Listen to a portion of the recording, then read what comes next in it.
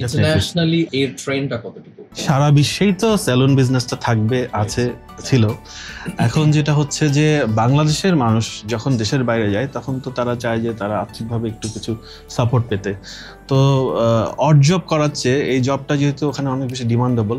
আর আপনি যেমন আমরা দেখি ইতালিতে প্রচুর যাচ্ছে আমাদের এখান থেকে, ফিনল্যান্ডে যাচ্ছে, আপনার কানাডা, অস্ট্রেলিয়াতে স্টুডেন্ট ভিসায় যাচ্ছে, যারা রেসিডেন্টশিপ নিয়ে যাচ্ছে তারাও এই কাজটা শিখে যেতে চায়।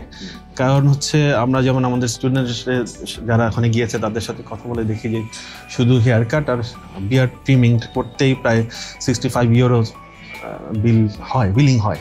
আর যারা কাজ করছে তাদের প্রায় 3500 থেকে শুরু স্যালারিটা মান্থলি, তো যেটা অ্যামেজিং।